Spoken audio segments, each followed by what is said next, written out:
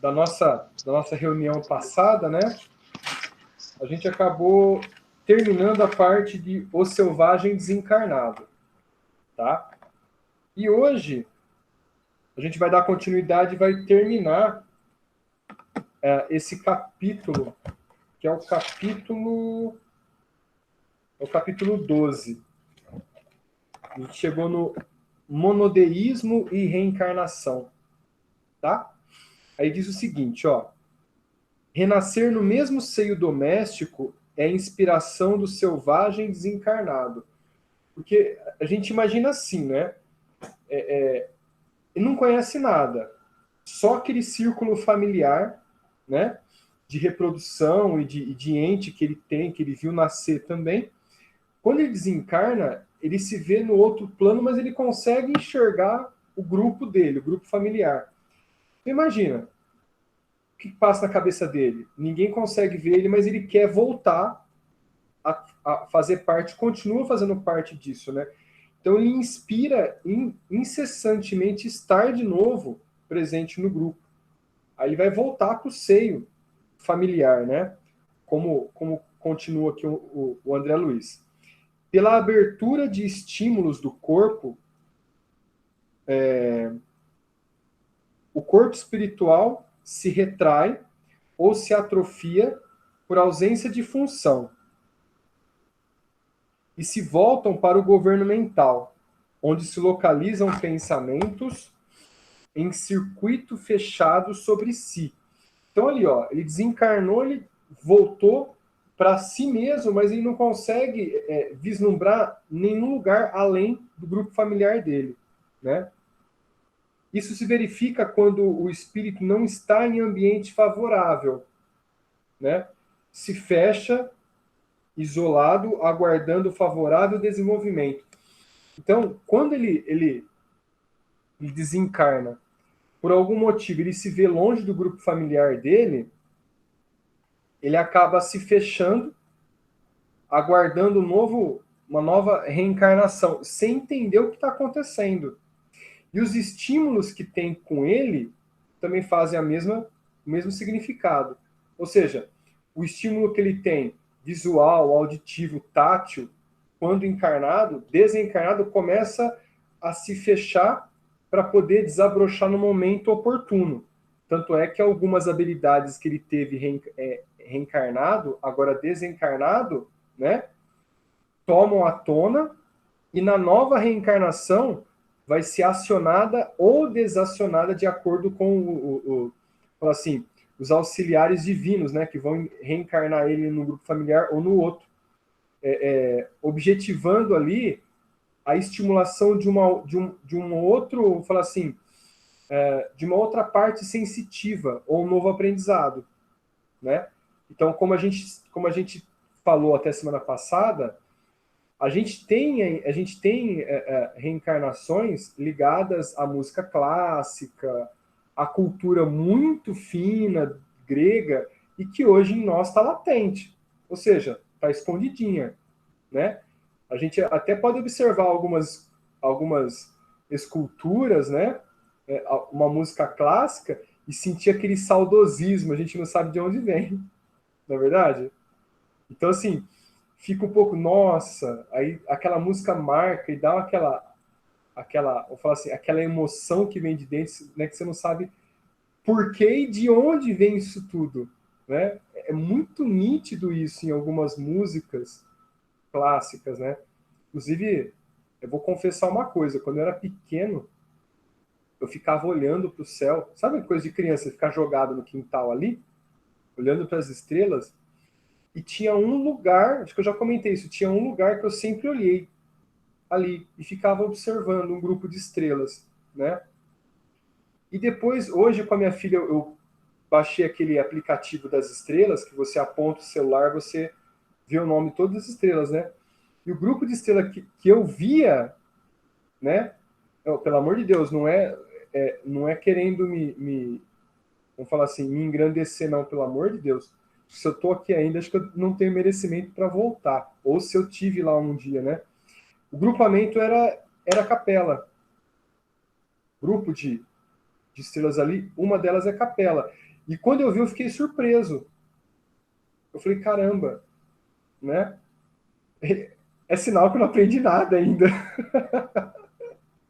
Se eu tô aqui, eu acho que eu não vou voltar mais, não. Vou continuar aqui, porque tem muita gente aqui que já me fez amor demais, assim, já me deu um amor tão grande que eu não quero voltar, não. Deixa eu aqui quietinho agora, né?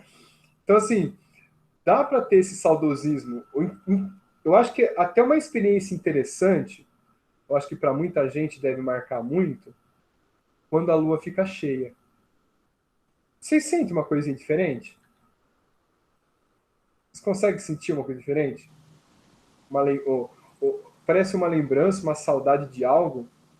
Porque a lua é igual para todo mundo e está presente em todos os tempos. Agora, em alguma vida, ela marcou mais em algum sentido, né? Como eu já ouvi, eu não vou falar o nome, né? Que a Clarinha também conhece.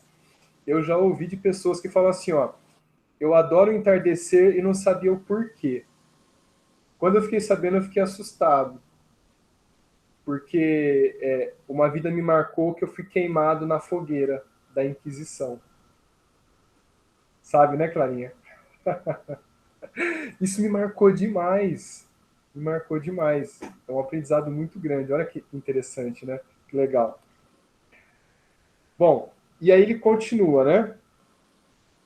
Fora do corpo, o homem se recusa ao movimento espiritual e não sabe o que está fazendo ali. Então ele se fecha, né? Atrofiando as células espirituais, esperando um novo corpo por auto-hipnose, né?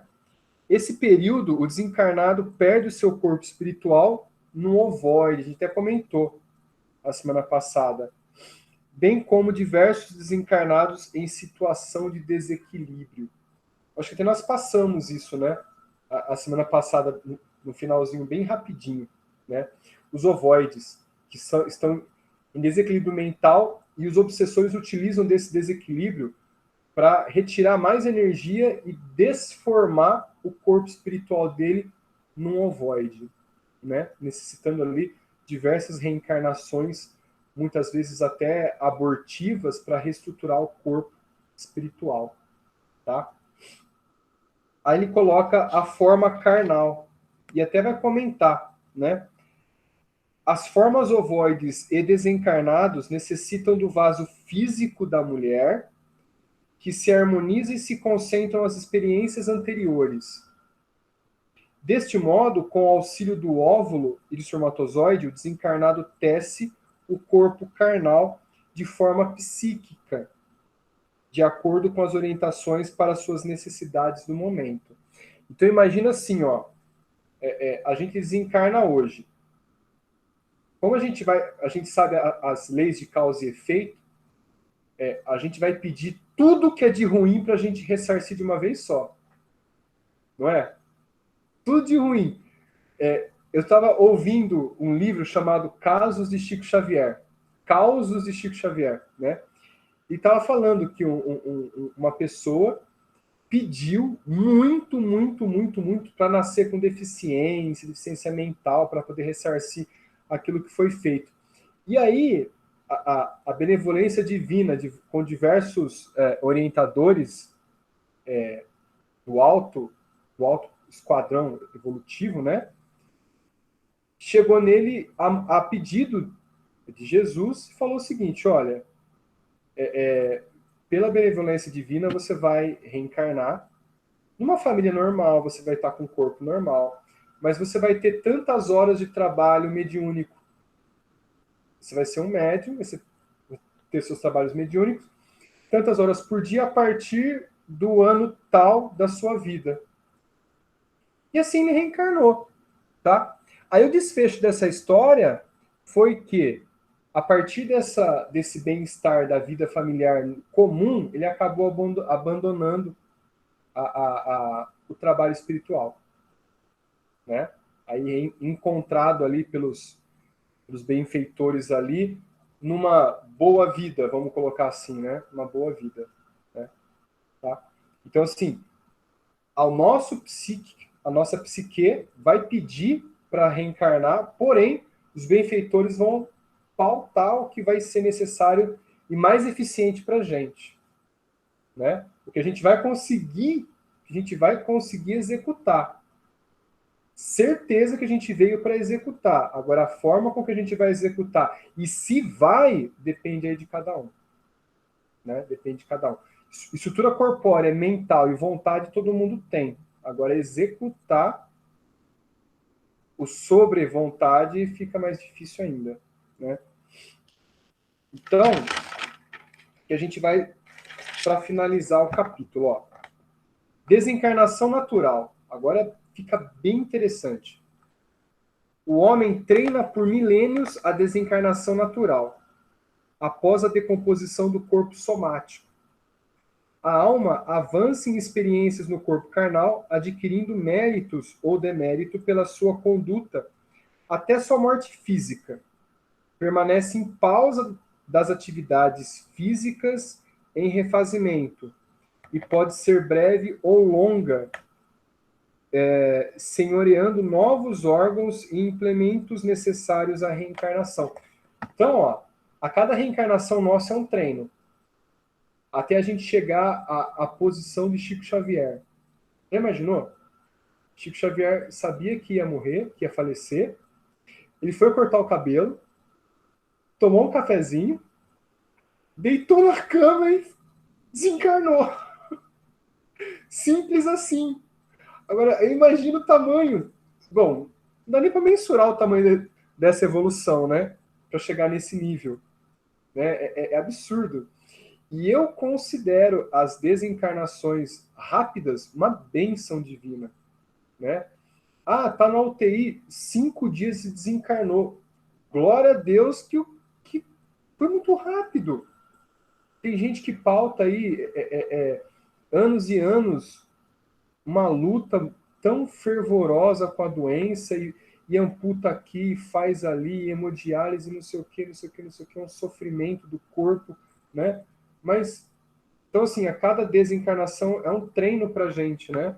A gente guardar no nosso íntimo as nossas lutas, as nossas conquistas e o porquê daquela trajetória de falecimento. Vamos colocar desencarnação, né? O porquê daquela trajetória da nossa desencarnação. Tá? Deixa eu ver aqui. A consciência do homem pratica as lições da vida no plano espiritual pela desencarnação, como praticou as mesmas lições encarnado, evoluindo pouco a pouco.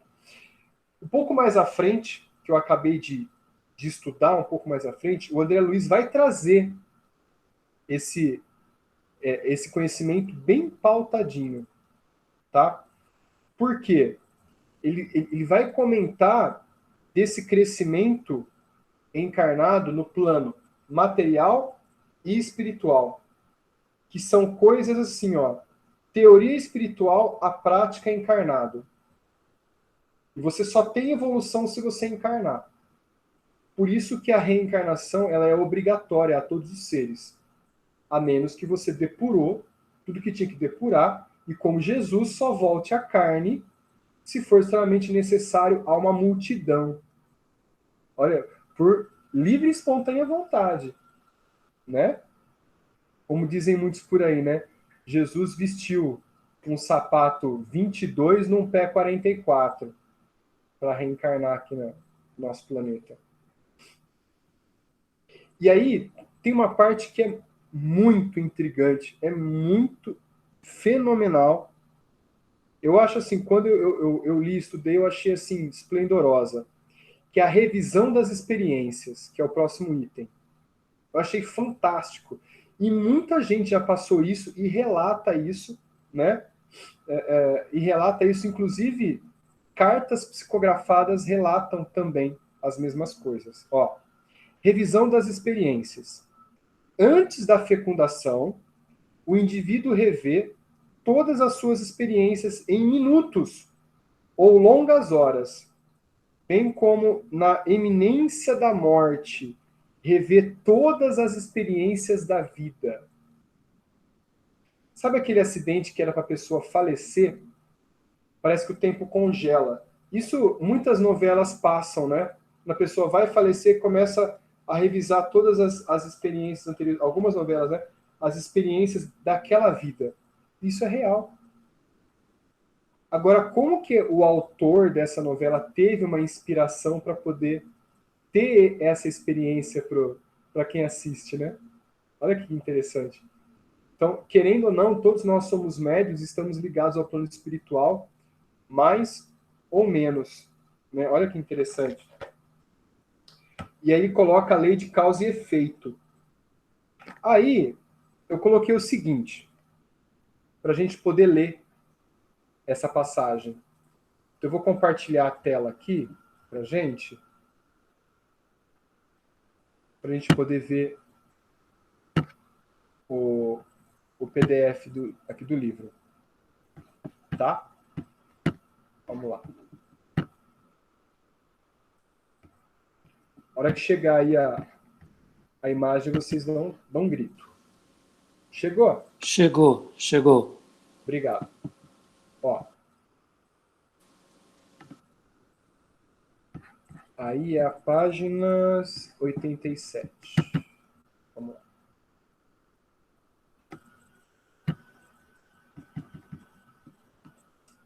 Lei de causa e efeito.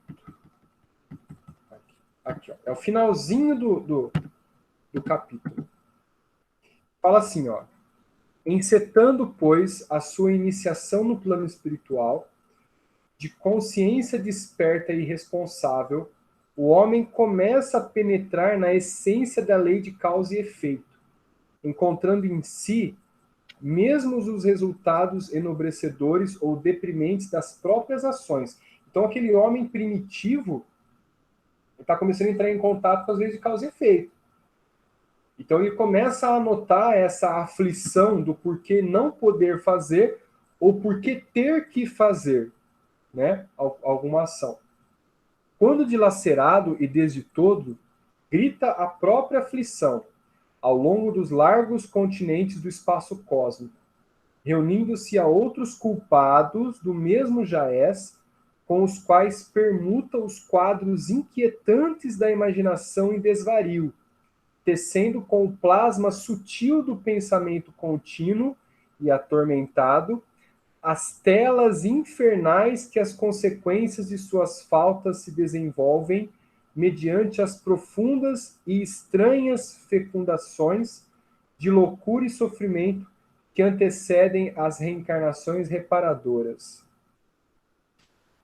Basicamente é o inferno vivo, que a pessoa se vê desencarnada, mas a mente vai gerando o ambiente com o qual ela fez com que ela chegasse até ali, atormentada e desvario. E ele coloca ali, né, tecendo com o plasma do pensamento contínuo, telas infernais. E antes, deixa eu ver aqui onde ele colocou. Ele coloca. Bom, eu não tô encontrando. Ele coloca assim, ó. Ele coloca que isso se afina com outras mentes, criando uma atmosfera sofredora, né? Que é o umbral, as furnas, as fossas, né? Os pântanos, não é verdade? Contudo, é também aí que começa a sobrepairando o inferno e o purgatório do remorso e da crueldade, da rebelião e da delinquência, o sublime apostolado dos seres que se colocam em harmonia com as leis divinas, almas elevadas e heróicas que, em se agrupando intimamente, tocadas de compaixão pelos laços que deixaram no mundo físico, iniciam com a inspiração das potências angélicas o serviço de abnegação e renúncia, com que a glória e a divindade do amor edificam o império do sumo bem, no chamado céu, de onde vertem mais ampla luz sobre a noite dos homens. Então, eu imagino que assim, ó, traduzindo esses ambientes infernais, vamos colocar entre aspas assim, né? Infernais criados por essas mentes que plasmam todo esse sofrimento, né? Precisam de um auxílio. elas não vão conseguir sair de lá sozinhas. E aí você tem almas, espíritos abnegados ao amor, que se sentem assim, vamos falar assim, compaixão a eles, e alguns deles são até entes queridos, só que entendendo a lei de causa e efeito, podem ajudar à medida que necessária para o espírito começar a entender e sair daquele sofrimento todo. Então, assim, eu imagino que existem espíritos ali, ó, de séculos e séculos e séculos, né, que estão naquele sofrimento todo. E ao seu lado tem diversos espíritos benevolentes que não conseguem fazer nada. Porque eles não conseguem ter uma abertura para ser auxiliados. E aí, quando não tem jeito mesmo, né, quando o tempo começa a se esgotar, principalmente que está ocorrendo agora da transição, aí começa a reencarnação compulsória, para poder ver se dá um baque, um cheque, para a pessoa sentir essa energia anímica de um corpo vivo e começar a voltar à sua consciência novamente. Tá? Ficou muito estranho essa passagem? Ficou muito... É bem complicadinha, mas o que me remete assim, ó, a conclusão é que, independentemente dessa região toda, nós vamos ter caravanas para poder resgatar esses irmãos que estão lá em sofrimento. E sempre terão, independente do tempo e da evolução moral. Mesmo que a evolução espiritual seja grande, mas a evolução moral nem tanto, né? A gente vai continuar resgatando. Como a maioria dos livros espíritas mostram, né? Como acontece na nossa dia a dia dentro da casa espírita. E acabou o capítulo 12. O que vocês acharam aí desse capítulo de forma geral? Começa a ficar um assunto que nós espíritas já estamos mais atualizados um pouco. Até então era mais, pelo menos, é muito complicado. Agora já começa a falar um pouco da linguagem que a gente começa a entender alguma coisa. É verdade. Eu acho que assim, a gente agora começa a ter, porque o André Luiz ele quis explicar muito da origem de tudo para poder... Deixa eu desligar o meu WhatsApp, pronto. Ele quis explicar como que origina tudo, como que ocorre, para poder fazer o entendimento das lições morais. Entende? Para a gente poder ver aonde está o início, o fundamento de tudo. A gente poder entender o posterior, o porquê do aprendizado, e o porquê que nasceram tantos estímulos, tantos órgãos do sentido, né? E o porquê de agora da mediunidade. Entendeu? Que a gente vai chegar lá ainda na mediunidade. A gente está chegando pouco a pouco, né? Mas já está chegando lá. E que há leis, né? Há leis no universo, quer dizer, ninguém pula etapas, né? Precisa de todas essas etapas, né?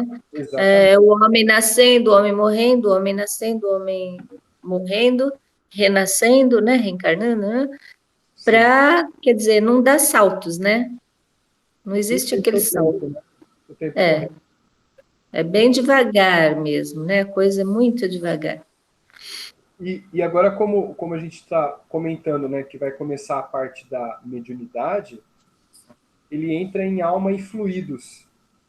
Olha só, a gente começa a amparar um pouco a parte da moral e vai começar a entrar um pouco mais na parte mediúnica, né? Querem comentar mais alguma coisa antes de adentrar o capítulo aí? Não? Não, tudo bem. Agora esse homem, ele não fala em nenhum momento se esse homem primitivo, se ele via entidades. Ele acho que não via, né? Mas ele comentou assim, ó, observando homens grandes e extraterrenos, julgou como deuses. Então, assim, já receberam visitas de extraterrestres, né? E que ele julgou como sendo deuses. Isso que eles, lá no Egito Antigo foi pintado diversos deuses, pode ser ali, né? Ele muito mais evoluído, mas eu acho que no Egito Antigo já está muito mais evoluído do que o homem paleolítico, né? O homem paleolítico é aquele homem das cavernas, né? Mas mesmo assim, eu acho que ele já cita no livro que já chegou a ter um contato. Né? Não, mas eu digo assim com as entidades espirituais mesmo. O mentor, por exemplo, não tinha. Não comentou. Pelo que eu me lembre, não. Porque a pineal, acho que também era muito... Não era nada desenvolvida. Sim, pode ser. Eu acho que não era... Estava começando o seu desenvolvimento. Eu acho que começou a desenvolver muito mais, né? A partir da era egípcia, onde os capelinos vieram para cá, trazendo no seu DNA espiritual essa ligação mediúnica, muito mais evoluída do que vou falar assim, os originários terráqueos, né? Eu acho que, ao meu ver, eu não sei se eu posso estar assim errado, a gente pode ver se no livro pode falar alguma coisa, porque eu ouvi o livro a primeira vez, é muita informação. Agora, mais detalhado, dá para a gente ter uma noção do que passou e o que não foi ainda, né? Mas ler o livro uma vez só, nossa, é bem rápido. Bom, aí coloca assim, né? Alma e fluido. Fluidos em geral. Vai explicar fluidos e depois começa a explicar fluido espiritual. Fluidos em geral. A consciência aprendeu através das aptidões dos meios a manobrar a meditação e reflexão. Fluido é um corpo que cede a mínima pressão, sendo elástico ou aeriformes e outros imponderáveis, luminosos ou caloríficos. Isso é uma definição física da ciência de fluidos. Tá? Agora ele explica. Fluido vivo. Já está separando. Explicou que é fluido, mas que sabe que é algo plástico e elástico e que sofre modificação no mais sutil, a mais sutil força aplicada a ele. Tá? Aí ele começa fluido vivo. O fluido vivo é um subproduto do fluido cósmico, pois absorve pela mente, assimilando a força do Criador para influenciar a criação a partir de si mesma. Ou seja, nós pegamos, vamos falar assim, respiramos, entre aspas, né, o fluido do Criador e nós utilizamos de acordo com a nossa mente, a nossa vontade e os nossos desejos. Então, o fluido vivo é um subproduto do Criador. Por isso que o Paulo de Tarso, né, ele até falou em uma das cartas, né, que ele redigiu, não sou mais eu quem vive, sim o Cristo que vive em mim. Ou seja, adquirindo toda a influência do Cristo, subproduto ele criando, né, muito mais ao estímulo de Jesus para poder redigir a vida dele. E muito sabiamente disse, né, não sou eu mais quem vive, e sim o Cristo que vive em mim. Olha que influência forte sobre isso, né? São seus pensamentos contínuos. Opa, peraí. Tá.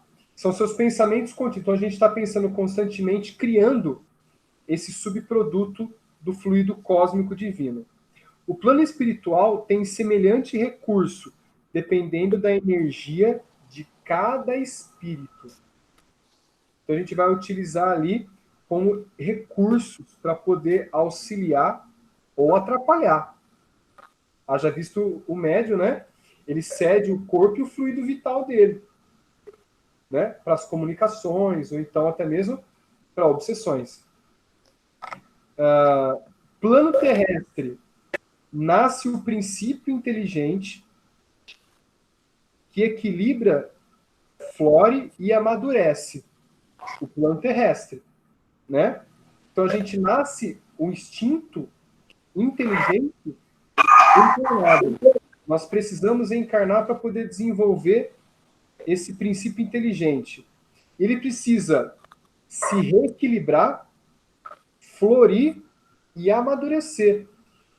Traduzindo o que o André Luiz quer dizer aqui, ó, o equilíbrio seria a consciência de si. Florir seria expandir essa consciência. E amadurecer seria reparar os seus equívocos.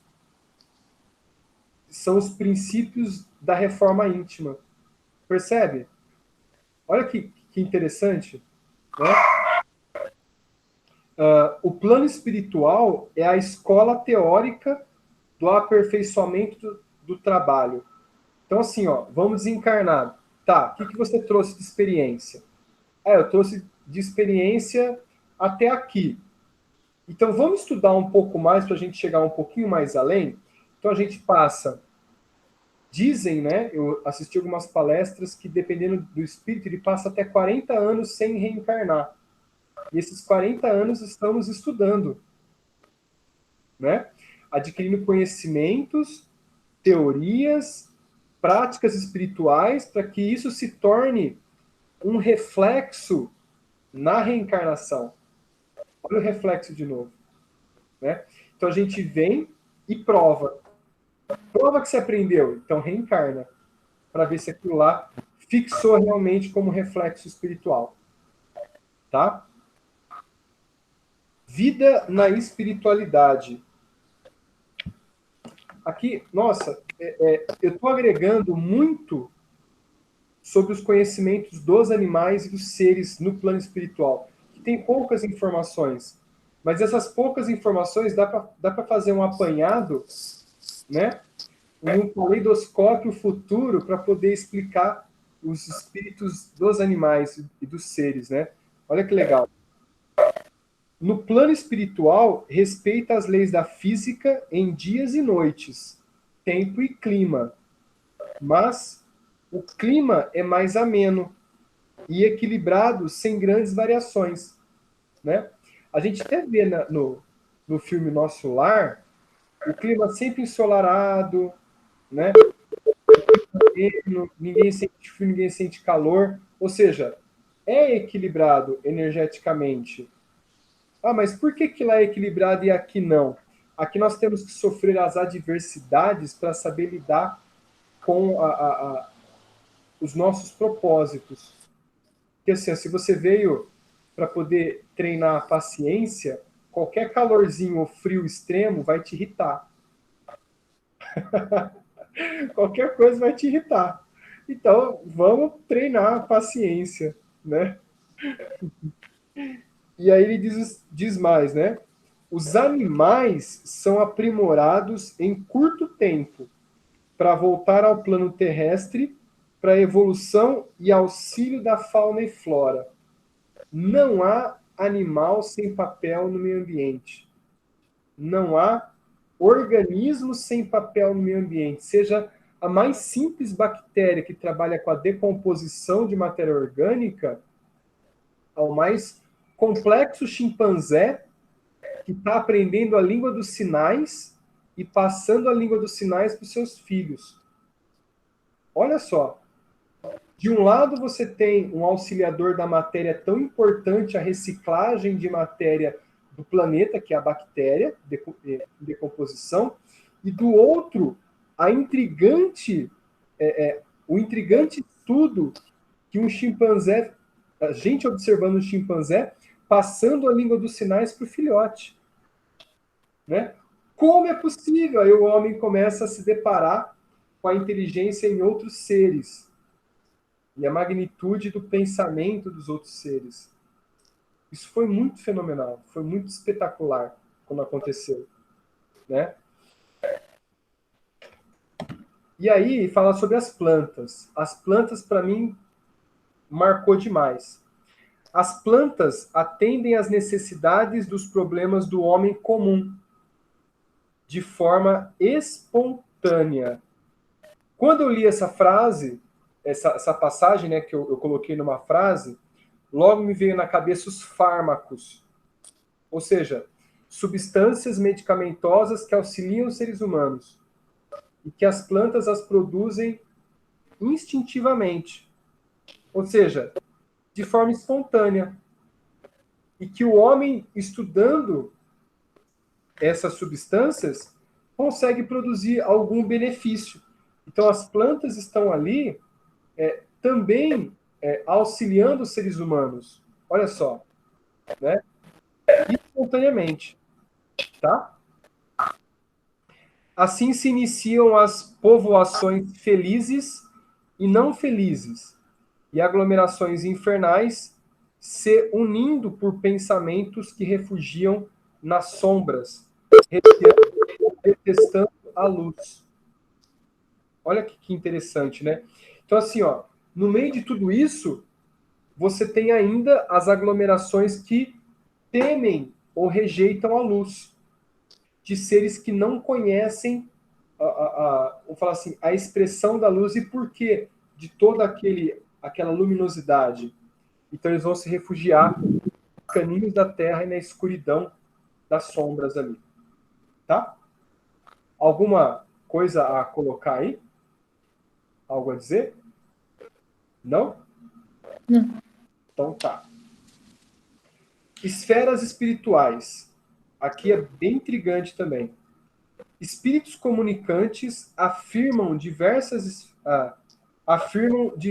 esferas do plano terrestre. Explica o globo terrestre em suas camadas, até os continentes. Então, assim, o André Luiz ele pega o nosso planeta de uma imagem de globo e explica todas as camadas, desde o seu núcleo, que tem níquel, até vamos falar assim, o magma, né? A porção de granito, a porção a porção basáltica, os continentes e a porção de água sobre os continentes, né? Sobre a crosta terrestre. Então ele explica isso tudo para falar o quê? O núcleo é uma esfera, a crosta é outra esfera, o magma é outra esfera, o ar é outra esfera e a água é uma outra esfera terrestre. Então são várias esferas no mesmo plano. Assim, múltiplos círculos de força e atividade na Terra, água e ar. Então lembra assim, ó, tem diversas forças em diversas esferas que se comunicam formando o globo terrestre. Então, em cada uma dessas esferas vivem seres vivos ou seres espirituais. Por que não dentro da mesma esfera terrestre, outros planos espirituais não estão aqui presentes? Fica aí uma perguntinha, tá? Continentes identificam-se as esferas de civilizações e nestas esferas as esferas de classe, todas numa faixa do espaço. Ficou bem confuso essa partezinha. É bem confuso mesmo, que eu não consegui entender e traduzir. Continentes identificam-se as esferas de civilizações e nessas esferas de civilizações há esferas de classes, todas na faixa do espaço. Ficou meio estranho, né? Não entendi até o momento, mas vou deixar assim. Alguém tem algum comentário para fazer dessa partezinha aí? Pode ajudar? Eu não entendi a última frase, porque fez barulho aí, eu não entendi. Tá, ó, eu vou ler de novo. Das classes aí e tal. Aí dali pra frente. Continentes identificam-se as esferas de civilizações e nestas esferas de civilizações as esferas de classes, todas numa faixa do espaço. Eu não sei se o André Luiz quer dizer classes de acordo com a classificação dos seres ou classe em classificação de desencarnados. Eu não consegui compreender. Não dá para saber. Depois eu vou tentar retomar tudo lá de novo para a gente poder ver com mais precisão, tá? Essa parte é bem complexa, que é a parte dos centros encefálicos. Eu vou até mostrar uma imagem aqui, eu vou apresentar para vocês. Eu vou ler e apresentar a imagem do lado, tá? Bom, deixa eu ver aqui. Deixa eu tirar essa parte. Chegou para vocês? Chegou. Tá. Eu vou colocar aqui, ó. De um lado o PDF e do outro a imagem do encéfalo. Vamos para esferas espirituais. Aqui, ó. Muitos comunicantes da vida espiritual têm afirmado... Ah, não, já passei sobre centros encefálicos. Aqui, ó, pronto. Centros encefálicos. É, pois, em um novo plano, a dividir-se em vários setores de ação e de luta, que a consciência desencarnada, agora relativamente responsável, vai conhecer o resultado de suas próprias criações, na passagem pelo campo carnal, através dos reflexos respectivos em seu pensamento. O fluido e que se lhe imprimem os mais íntimos sentimentos e que define os mais íntimos desejos. Então, assim, já dizia o Emmanuel, né? O seu espírito vai onde o seu coração está. E o seu coração significa seus desejos. Tá?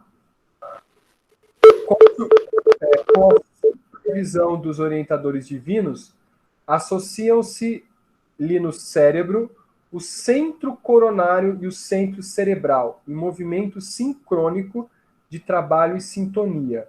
Então vamos lá. Centro coronário é uma coisa e centro cerebral é outra. O coronário, ele fica além do centro cerebral. Ele fica, vamos colocar assim, no plano, entre aspas, né, no plano espiritual.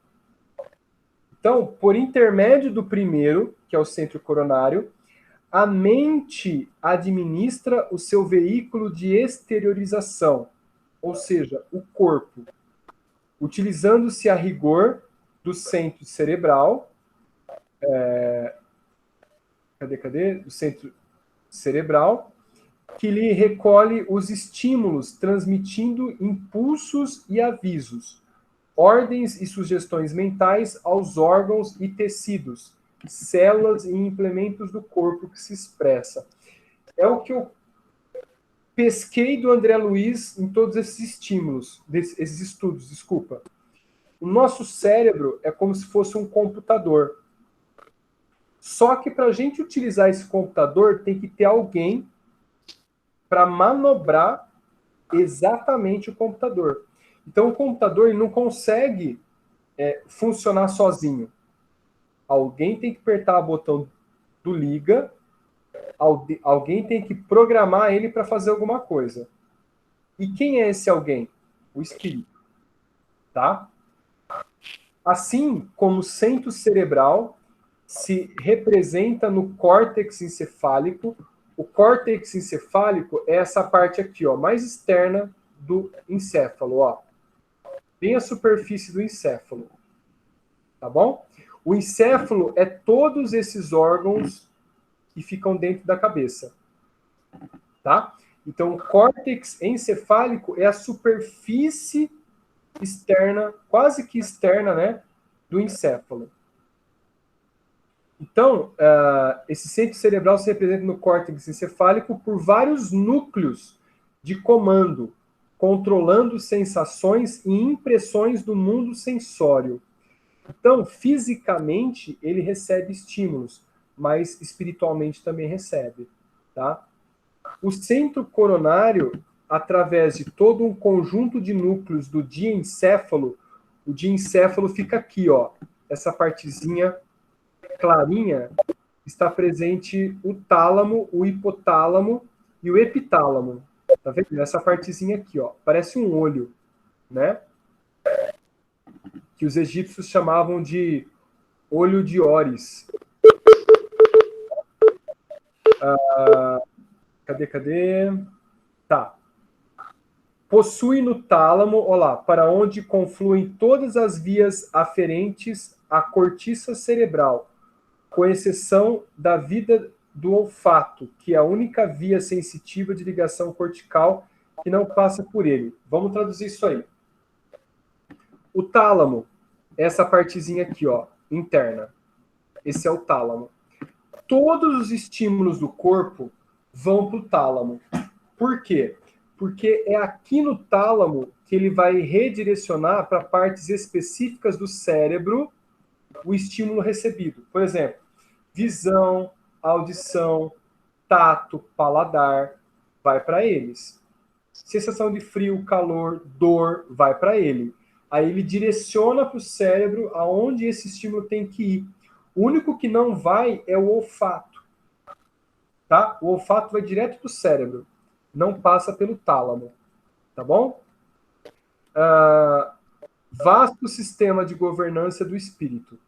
Aí, nessa delicada rede de forças, através dos núcleos intercalados das vias aferentes, ou seja, as vias que partem os estímulos, através do sistema talâmico, que é o tálamo, de projeção difusa, e dos núcleos parcialmente abordados pela ciência da Terra. Olha lá, a gente não tem total conhecimento. Não sei nem se a gente tem um conhecimento hoje. Nós estamos começando a adquirir esse conhecimento. Quais os da linha média que não se degeneram após a extirpação do córtex? Isso aí é muito mais a fundo na neurologia, segundo experiências conhecidas. Verte o pensamento ou fluido mental. Então é daqui que sai o fluido mental, ou seja, do tálamo. Dessa região do tálamo, tá? Por secreção sutil, não do cérebro, mas da mente. Fluido que influencia primeiro por intermédio de impulsos repetitivos. Olha só. Então a mente fica pulsando repetitivamente, né? A mente no tálamo, tá? Toda a região cortical e das zonas psicosomatosensitivas. Psicossomatosensitivas, isso. Vitalizando e dirigindo todo o cosmo biológico para, em seguida, atendendo ao próprio continuismo de seu fluxo incessante, espalhar-se por todo o corpo físico da individualidade de consciência e responsável pelo tipo, qualidade e aplicação. O que ele quis dizer aqui, ó? Toda essa repetição da mente, que não é física, no corpo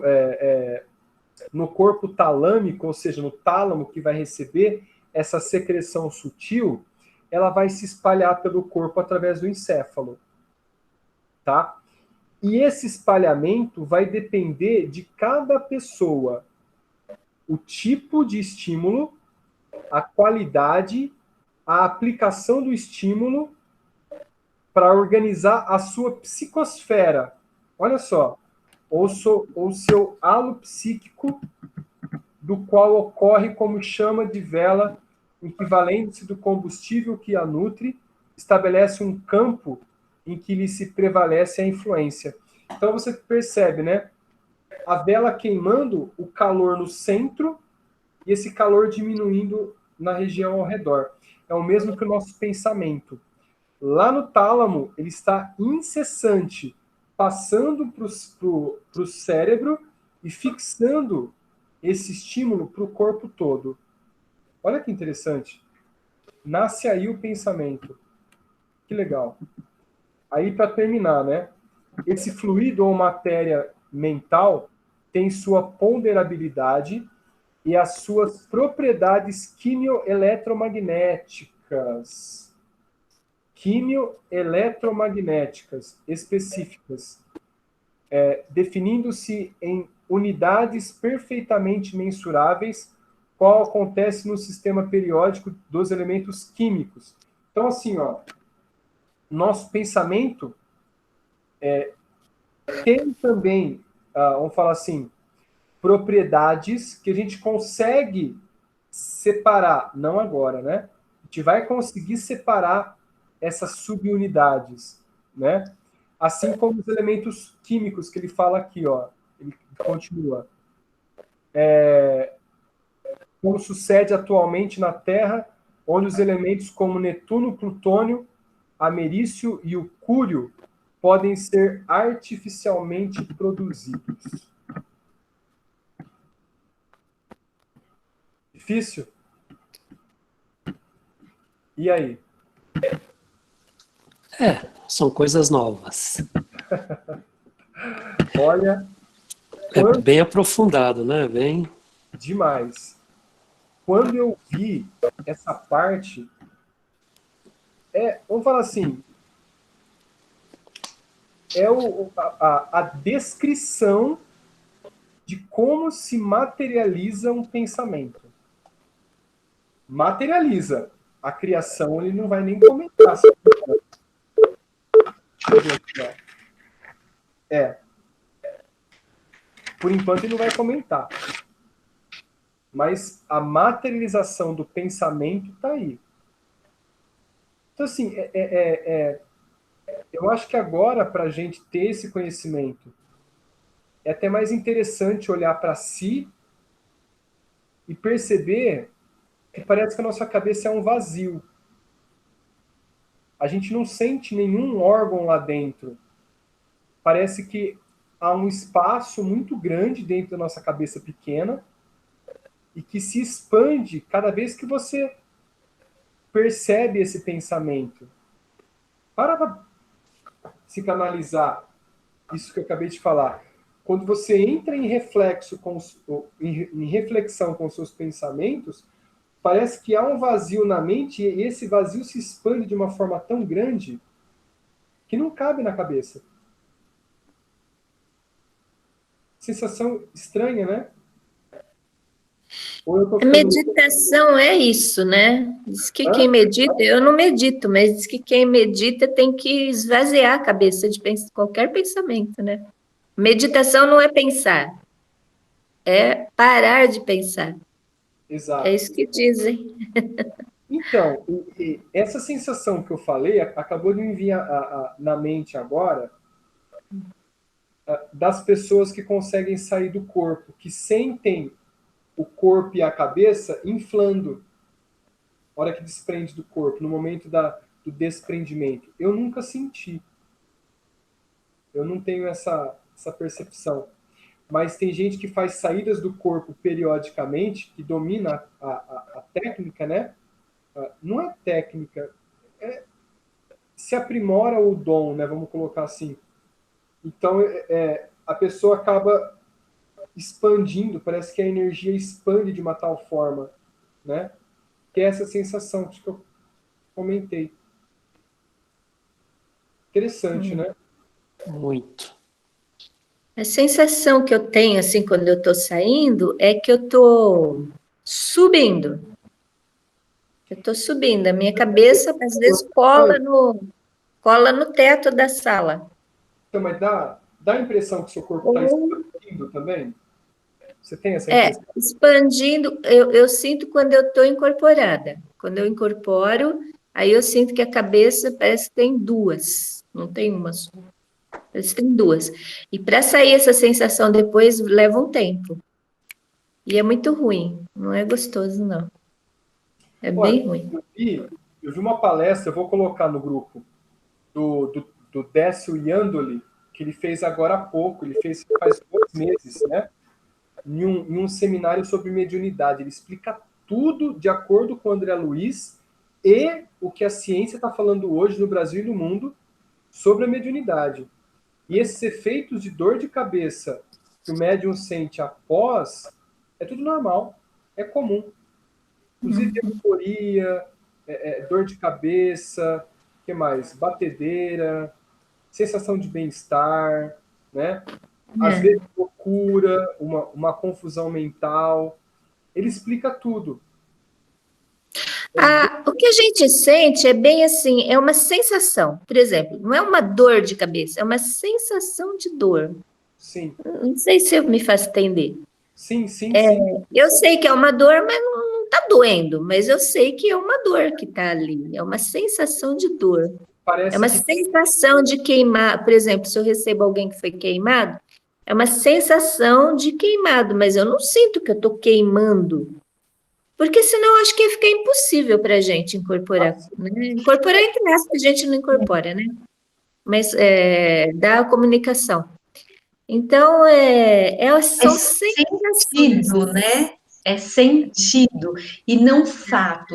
Você sente, vamos dizer assim, como se fosse o calor, mas é lógico que a sensação da queimadura jamais, porque senão é como você, a gente não aguentaria mesmo, né? Não As aguentaria. coisas são bem intensas já. eu acho que É, é a influência, né? A Sim. influência da sua energia que recebe a energia que ele está sentindo. Então, É, é bem isso mesmo, é uma na sensação realidade é energética. isso mesmo, né? É o sentimento dele, a energia dele vem para frente para a gente poder externar isso e haver a troca de fluido para ele melhorar. Então, assim, é todo esse mecanismo, né? Imagina como deve ser bom, eu não sou extensivo, mas imagina como deve ser bom receber um espírito de alta estirpe. Assim, ó, não, eu posso Maravilhosa, né? falar, não de alta estirpe, tá? Eu posso falar, assim, bom, um espírito bom. Já é uma coisa, assim, que depois, assim, você, sabe, começa a querer chorar, porque a sensação é diferente, né? Não é aquela coisa de ajudar um espírito em sofrimento, não é você, né? Que a gente tem os nossos sentimentos, é um sentimento diferenciado, é uma coisa diferenciada. e a hora É um que bem-estar, né? É um bem-estar, é uma. Sandra, eu nem sei se é o bem-estar, porque assim, ó, a sensação depois, assim, ó, é um choro, porque você não consegue trabalhar aquela emoção, aquele sentido dele, vai, aquele sentir dele, o sentir de um espírito melhor. Então, é uma coisa bem. parece eu falo assim, eu nunca incorporei, né? Nem eu falar assim, eu acho que eu tive muita influência quando nos trabalhos de cirurgia espiritual, mas a sensação de incorporar, acho que nunca. Eu acho que incorporar um espírito benevolente é você sentir a paz dele, É uma paz, um bem-estar. o amor dele. Eu acho que dá essa sensação de choro, porque a gente não tem aqui. É bem isso, Flau, é bem isso. A gente não tem isso. A gente não tem. Então, assim, Exato. quando é um espírito, né, bom, porque assim, de alta hierarquia, gente, né, nem pensar. Mas um espírito bom, sim, é essa sensação, porque a gente é muito pequenininho ainda, né? Tem. Agora, imagina o Divaldo incorporando Bezerra. Aí eu não consigo imaginar essas coisas, gente. Assim, porque eu acho assim, né? Tão bonito, tão. Eu não consigo imaginar. Ah, é demais, né? Eu, assim, Eu só de ouvir coisas do Bezerra, eu já acabo ficando muito emocionado. E é, assim, coisas grandiosas, né? Qualquer comunicação que ele dá e começa a falar, meu filho, pronto. Pronto, já acabou. Já acaba com tudo já. Sabe, desmonta, te remete a uma criança de 6 meses de vida. Mas é isso, eles falam que a gente está no jardim ainda, a gente está no jardim da infância, a gente acha que a gente, não, a gente está no jardim. Então, por isso que eles tratam a gente, né? Meus filhos, meu Deus. Exatamente, exatamente. Eu já tive uma sensação muito, muito linda. Eu sonhei que eu estava num lugar, era um lugar muito, muito bonito e tranquilo. E eu era assim, muito alta, muito alta. Eu tinha uma outra fisionomia, mas eu era altíssima. E eu falava com alguém que eu não via, mas eu sabia que ele estava ali e que ele era superior, né? E eu tinha uma sensação assim que eu nunca senti, nunca senti, nunca. Aí eu perguntava para ele: que sensação é essa que eu estou sentindo? O que é isso que eu estou sentindo? Ele falava para mim: é a felicidade.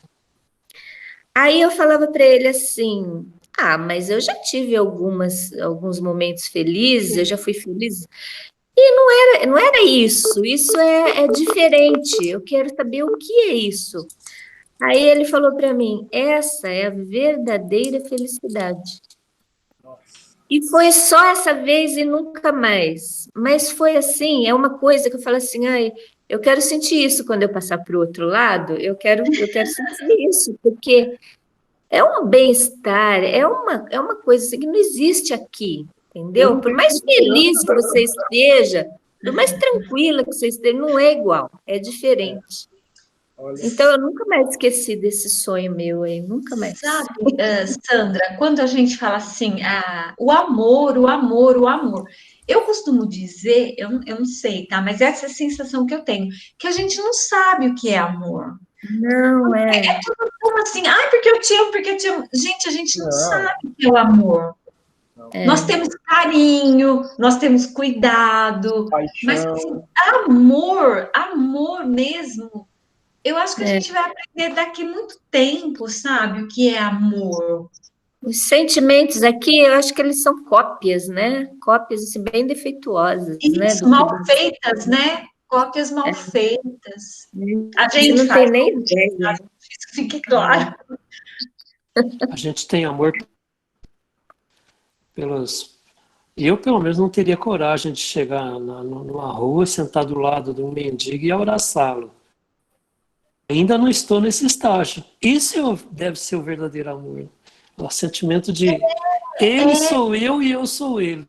Eu falo assim, que o verdadeiro amor, a gente só assim, tem noção quando a gente vê o que Jesus fez. Esse era o verdadeiro amor. É verdade. Consegue. Não é melhor nem. A gente tem o exemplo, a lição só falta aprender. Eu tenho uma leve sensação de que assim, ó, nós estamos tão primitivos ainda, tão primitivos, que hoje a gente está tentando amar uma pessoa.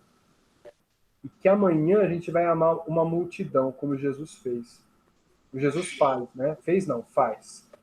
A gente está tentando amar uma pessoa. A gente está começando a separar o que é amor e paixão hoje em dia. A gente confundia, e muita gente ainda confunde. Confunde, é. Porque a paixão é a energia de criação para você estar junto, não ver os defeitos. Então fica cego, né? Como diz o Emmanuel, a paixão, e como diz o Livro dos Espíritos, né? A paixão é como um corcel desgovernado, como um cavalo desgovernado, né? E o amor é quando você domina, de certa forma, e você compreende, né? Eu vejo que, assim, é para você estar com alguém, estar fazendo parte do tipo de altar familiar, que o altar familiar é onde você mais vai aprender coisas na sua reencarnação, né? Então, assim, você precisa ter essa paixão, para essa paixão ser substituída pelo amor. Aí o amor é tolerante, você precisa tolerar, acompanhar, abnegar e abrir mão, né? A gente está tentando. Agora, assim, ó, é tão confuso a paixão do amor que é só observar nessa pandemia quantos casais se desfizeram. Vários, né? Entende? Ao invés de se juntar, se separou, né? Mas é aquilo que o Flau está falando. Aí as imperfeições ficam mais claras, Sandra. Aparecem demais. As pessoas, porque você está na correria do dia a dia, você acaba, né? Agora, quando você tem que ficar ali juntinho, as nossas imperfeições aparecem mais, e a do companheiro também. Então, fica. E as nossas intolerâncias também, né? Que a gente é bem intolerante. A gente é muito imperfeito. Aí a gente compreende que existe um outro com mais ou menos imperfeições que a gente. E que aí vai de cada um. Você vai tolerar, aceitar que o outro é diferente, ou vai continuar no egoísmo? São essas diferenças de imperfeições, né? Porque eu posso ser mais tolerante, outro menos tolerante, um né, mais ameno, o outro mais bravo, mais apimentadinho, e aí...